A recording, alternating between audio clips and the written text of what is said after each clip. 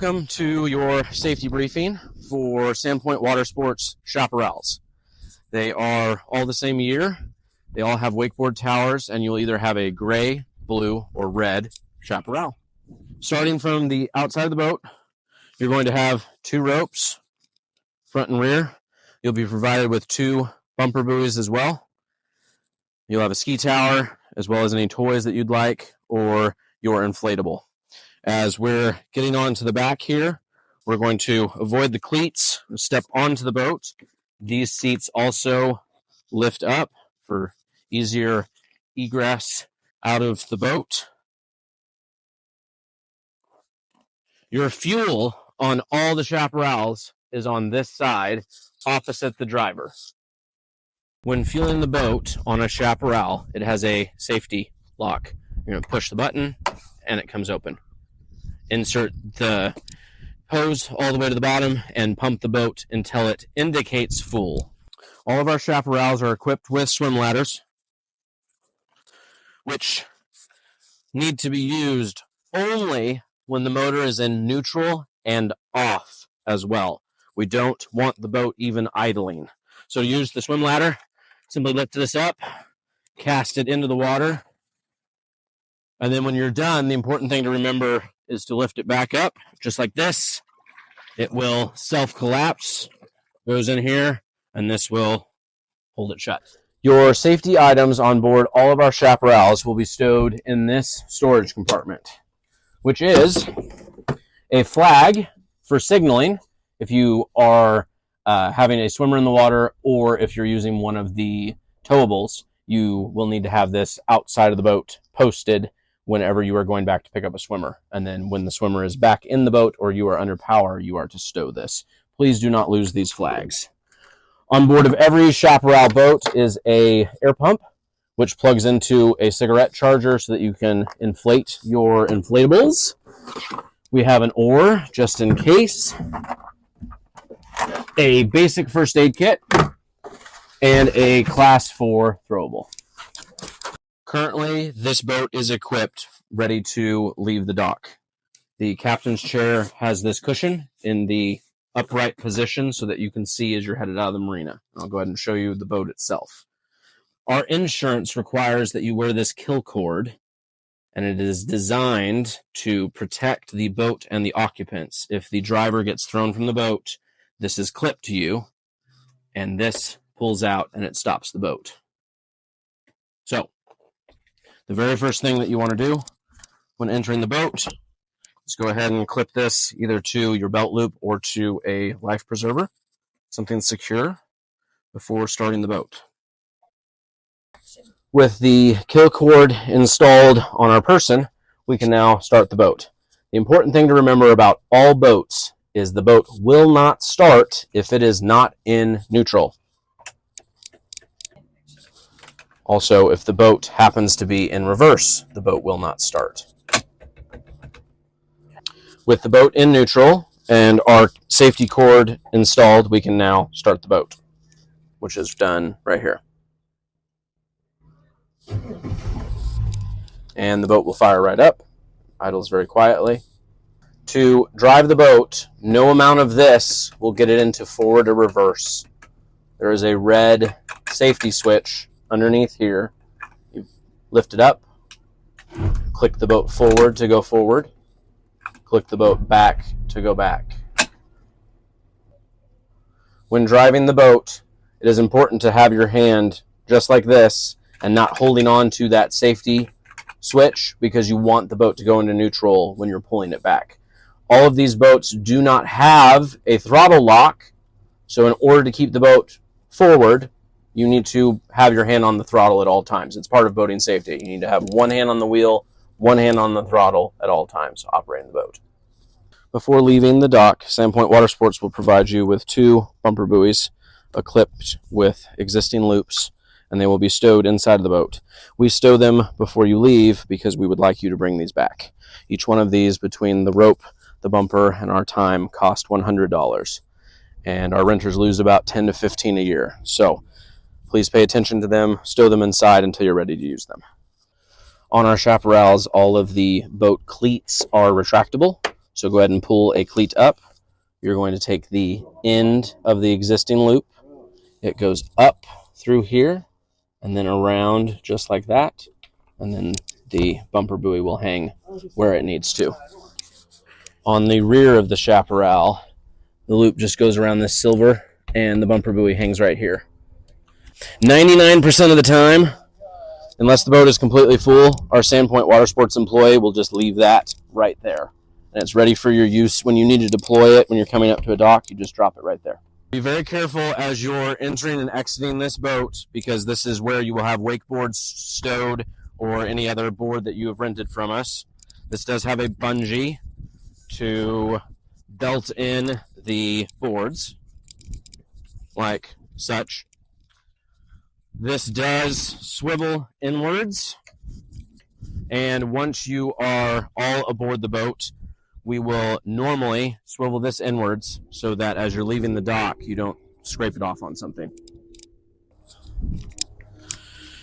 When you're tying up a boat, we just prefer a half hitch. So you're going to go around, make a loop, and put the loop back in on itself so that it self-tightens. So you notice that the loop is going underneath, just like that, and then it goes around the cleat. So any tugging back or forth on the rope is going to tighten it to the cleat itself. The other safety item that is required on board all vessels and will be included with every rental is your life jackets, which on our chaparrals are stored under this large doghouse here at the rear of the boat. You'll have 3 dry bags, each with 4 life jackets. For the maximum capacity on board this boat, which is 12. Do not have more than 12 people on board. And when it comes time to use the life jacket, it simply goes around your neck. You bring this around and buckle it. This will keep you afloat. This is a Coast Guard required safety item, and it is provided with every single rental. Along with these Coast Guard approved life jackets, which are provided with every boat rental, these are the adult size, so we have infant through 4X available as well at our office for a fitted life jacket. If somebody does not want to use the Coast Guard life jacket, we have fitted life jackets. When you are entering or exiting the marina, you need to be at no wake, which on all of our boats is just out of neutral. And no wake means you are not creating a wake or a splash behind the boat. You need to be going just above idle. And then as you're exiting the marina, you need to be paying attention because there is also a no wake 200 foot from shore or the furthest rigid structure, such as a dock. There is a map of the lake that is stored inside of the boat, and you will have a basic map of the lake as well as a more detailed map of the lake.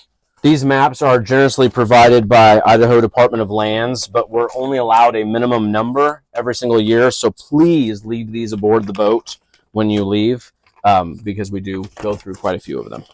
The other safety items on board the boat is a fire extinguisher, which is mounted here, just below the captain's chair, and that is a Coast Guard required item. Our phone number is also provided on this sticker that is mounted in a very visible area. If you ever have any problems with the boat, your people that are on board with you, if anything happens to the boat or anybody else, you can always call or text us anytime, day or night. Welcome to 1 year and 50 pounds later. We're at a new dock. All of our boats will be parked in these slips, and we will help get you arranged on the outside of the dock so that you can then leave. If you're on the far side of Long Bridge, you're going to want to go to Sand Creek. And if you're on this side of Long Bridge, you're going to want to go to Dover. If you're going to get fuel at Dover, you'll be on this side of Long Bridge, and Dover is that way. Welcome to the fuel stop at Dover Bay. There is one entrance and exit out of the marina, and it is identifiable by the blue covers, the red and white seaplane, which is very important to note here in a little bit, and the high power lines that are coming in. I mentioned the seaplane because that is very important. He uses this as his base of operations. If you see him anywhere near this marina, you need to stay away. He does not have brakes. He has very little control on the water, and he's swinging a very big propeller. He needs to use this one entrance and or exit to get in or out, and he has the right of way over everybody else on the lake, including sailboats. We are now going to be entering the marina at no wake again, because you can read the sign. It says slow, no wake. As you come into the center of the marina, which is the only entrance and exit, the fuel dock is going to be right in front of you. It is important when you're coming to fuel up the boat that you have saved enough time so that you don't feel rushed. And everything that we do inside of the marina must be at no wake and just barely out of neutral. You should not hear any engine RPMs ever. As we're coming into the marina and I see the two fuel pumps, they're the blue topped fuel pumps here, I'm already looking for boating traffic. Right now it is empty. You can use either side of the fuel pump. For most people, they're going to want to use the fuel pumps that are located to the right of the dock. Again, you'll hear me coming in and out of neutral, and you need to be doing this slowly. Dover is accessible 24 hours a day with a card reader. You will simply swipe your card. We would like you to use the non-ethanol or the 92. It is very important that when you think you're done fueling the boat, that you verify with the fuel gauge that you are all the way full, because these fuel pumps will shut off at the first click and you need about 3 to 5 more gallons. So pump it slow and make sure that before you leave, you identify on the fuel gauge that you are clear full. This is the view leaving Dover. The seaplane is in front of us and it's parked. I'm keeping an eye out for this boating traffic in front of us. There's one entrance and exit, and the fuel docks are behind us. We are entering the area for the Sand Creek Marina. You'll notice City Beach, and we are headed underneath that bridge. It is important as we're entering this area to watch for boating traffic, as well as kayakers, paddleboarders, anybody else in the water. City Beach is pretty busy, and it does have 2 public access boat ramps, so we just need to be mindful of traffic of all sorts of varieties.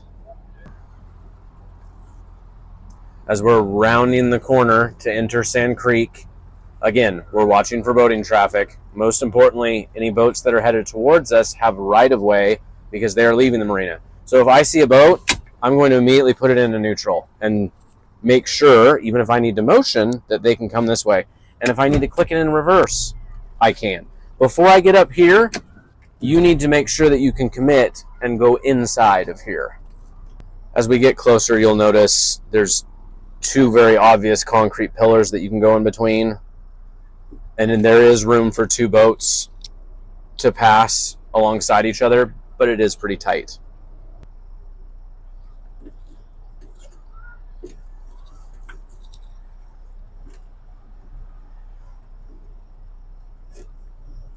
I have traffic coming towards me, so I'm already going to swing the boat this way quite drastically, just so they know which way I'm going. Come past these slips, the fuel dock is going to be right in front of that brown condominium. As I come around this corner, I have sight of the fuel house, and I'm going to click it into neutral, and I'm going to see, is there boating traffic that's about to leave? Is there anything that's going to get in my way of getting over there? Because if you need to wait to get fuel, regardless of what marina you're at, it's better to do it out here because you have options to turn. You don't want to get in there and realize that, oh, there's 6 boats in there.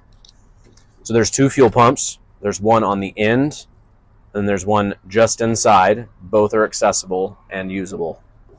And again, when you're coming in to any marina to get fuel or to dock, everything is done just out of neutral. No panicking, no full throttle, just out of neutral. And you'll notice that you can use the fuel pump from the other side of the dock as well. So this marina has a central card lock system. So we'll swipe our card and then select what pump we're at, which in this case is going to be pump 2. As you're fueling up the boat, fuel it up slowly. This fuel pump is clicked a few times, so I'm pretty sure it's full. But in order to verify that it's full, you're going to turn the key to the accessory position and double check the gauge. First click is the accessory position, and then the gauge is on the right-hand side. And it'll blip, and then it should show full, which is all those black bars filled all the way up to the top.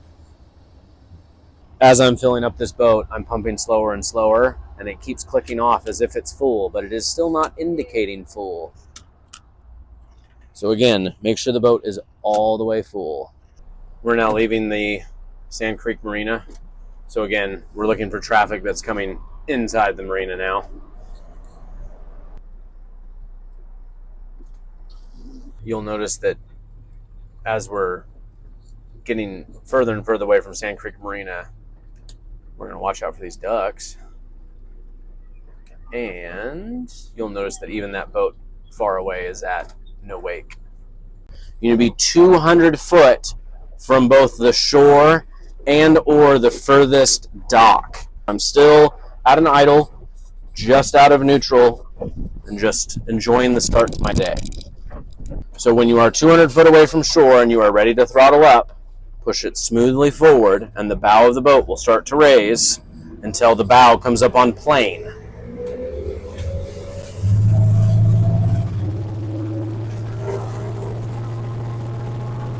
Once the bow is up on plane, you can then adjust your speed.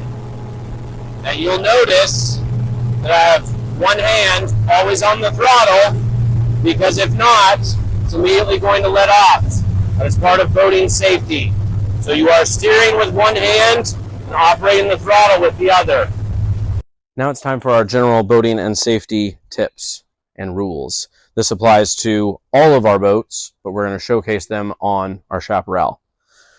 When the boat is under power, which means making forward motion, you cannot be seated outside of the boat for any reason.